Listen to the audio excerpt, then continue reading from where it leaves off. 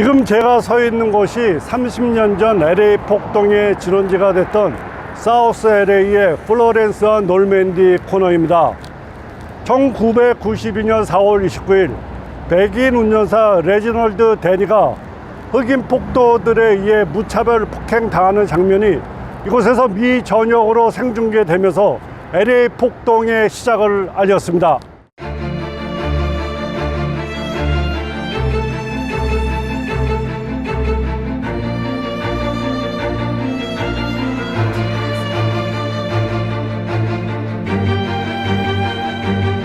다시 약탈리 가자인데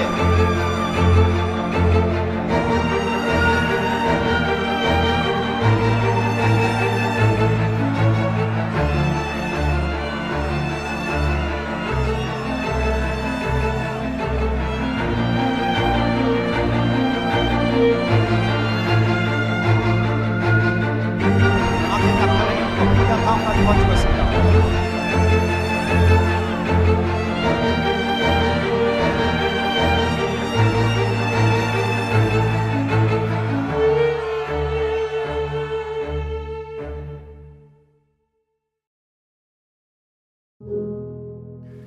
미국 현대사의 가장 큰 오점으로 남을 LA 폭동은 오랫동안 미국 사회에 잠재해 있던 인종 문제가 극명하게 드러난 사건입니다. 폭동으로 엄청난 인명과 재산 피해가 발생했으며 LA시 전체 피해 가운데 한인들이 절반을 차지할 정도로 한인 사회는 큰 타격을 입었습니다. 최종 집계 피해는 사망 55명, 부상 2,383명, 검거 1만 8천여 명, 재산 피해 8억 달러입니다. 2,300개 한인 업소가 약탈과 방화로 불탔으며 사망 1명, 부상 46명으로 피해액은 무려 4억 달러에 달했습니다. 피해 업소는 수완맷이 가장 많은 385개, 마켓 314개, 리커 220개로 사우스 센트럴 LA의 업종이 가장 많았습니다. 식당과 의류, 비디오, 자동차, 미용실, 세탁소 등 스몰 비즈니스 업체에서 대부분의 피해가 발생했습니다.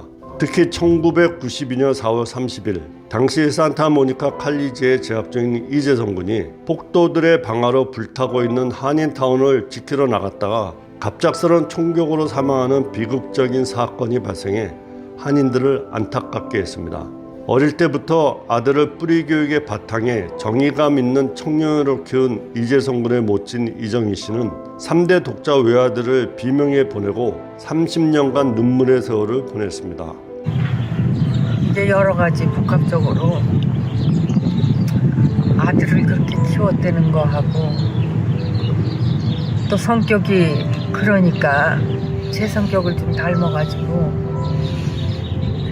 자책감이 들어가지고 진짜 같이 죽을 수 있으면 죽겠다 싶더라고요.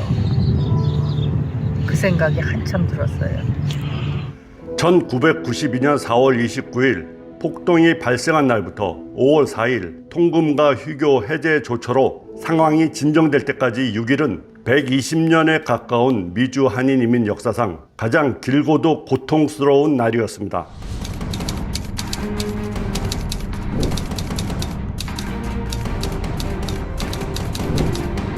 지금 뭐 거의 전쟁 상태라고 해도 과언이 아닙니다. 이거는 주목하고는 안 되는 상황입니다. 오직 총만이 해결해야 되고 방위군이 아마 장갑차를 몰고 들어가야 끝이 날 걸로 알고 있습니다. 그런 상황입니다.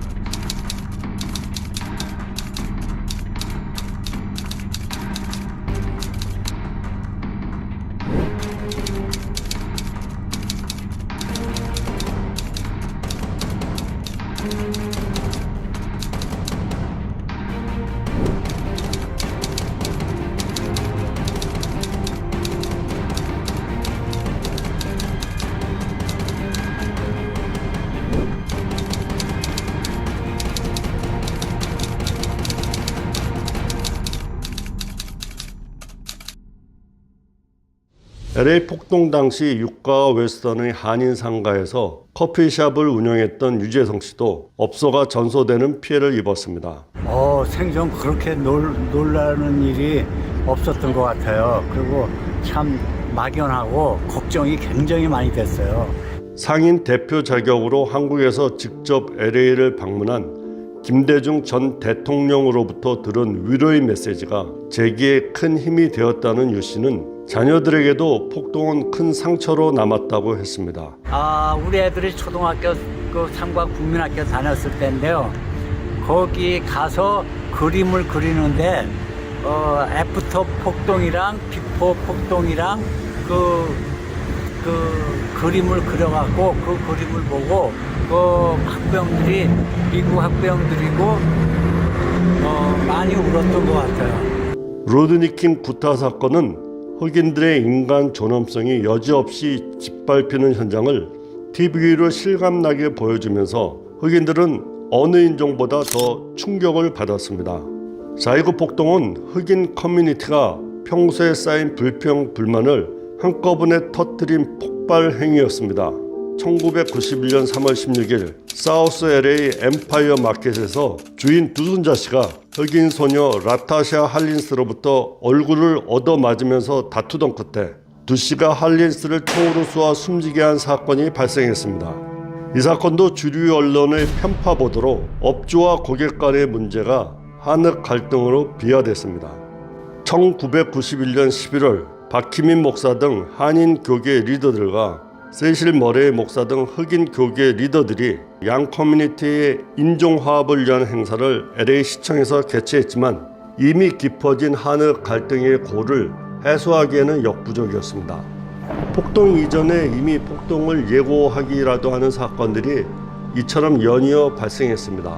그러나 LA시 당국과 LA 경찰국은 물론 커뮤니티 지도자들도 사태의 심각성을 제대로 인식하지 못했습니다.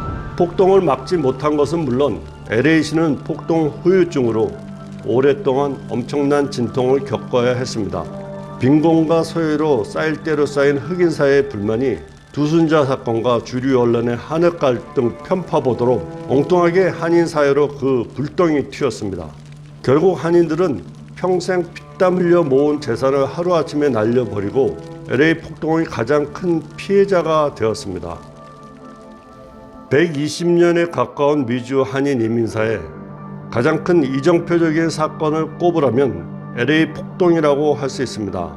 4.29를 겪은 한인들은 아직도 그날의 억울함과 공포 그리고 분노의 감정에 시달리고 있습니다. 폭동으로 목숨을 잃고 가게가 전소된 한인들은 물론 한인사회 전체가 피해자라고 할 수 있습니다. 폭동 당시 시민의 안전을 지켜야 할 LAPD 경찰 공권력의 보호로부터 한인사회가 철저히 배제당하는 수모를 겪었기 때문입니다. 또한 미국이라는 다인종 사회에서 타 커뮤니티와의 관계 정립에 소홀했던 것이 너무 큰 대가를 치렀습니다. 폭동을 통해 한인사회는 정치력 신장의 중요성을 뼈저리게 느끼는 계기가 됐습니다. 폭동 당시 우리의 입장을 대변해줄 정치인이 한인사회에 없었습니다. 당시 안젤라오 변호사가 ABC 시사 프로그램 나인라인에 출연해 한인사회의 입장을 대변했으며 억울하게 SBA 사기 혐의로 재판을 받게 된 이규섭 씨를 변호했습니다. LA 재건위원회의 애니조 프로젝트 매니저와 자한님 남가주 한인 변호사 협회장 그리고 김윤희 LA시장 보좌관 등 1.5세들도 한인사회의 재건을 위해 발벗고 나섰습니다. 다행히 폭동이 발생했던 1992년 11월 김창준 씨가 한인사회 최초로 미 연방하원의원에 당선되고 정호영 가든그로브 CEO원이 탄생하는 등 한인사회는 정치적으로 각성하는 계기가 되었습니다. 4.29 폭동이란 시련의 90년대를 보낸 한인사회는 2000년대 들어 4.29 폭동을 교훈삼아 단합을 통한 성장의 시대를 일으켰습니다. 미국 이민 100년 LA 음악 대축제 시작됐습니다.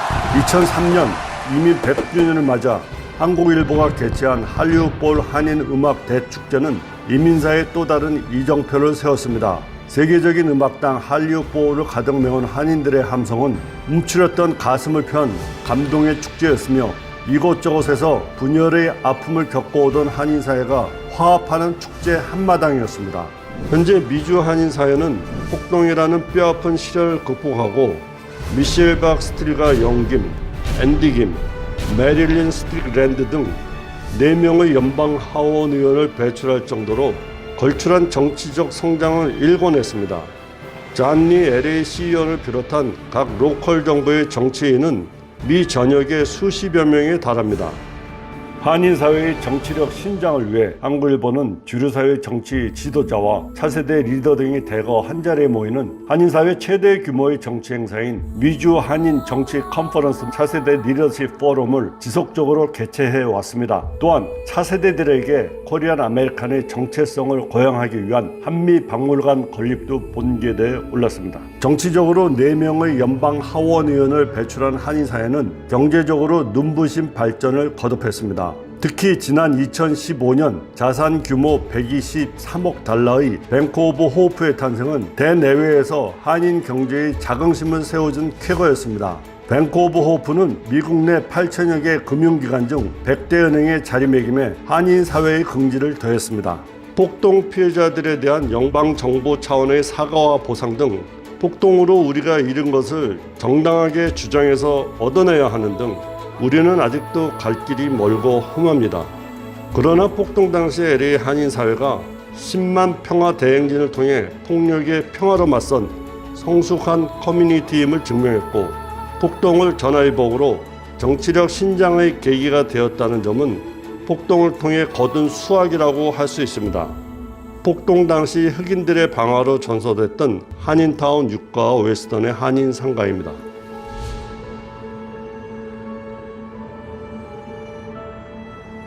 역사는 되풀이됩니다. 또한 역사를 읽는 자는 그것을 되풀이해서 당하는 형벌에 처해짐을 역사는 보여주고 있습니다.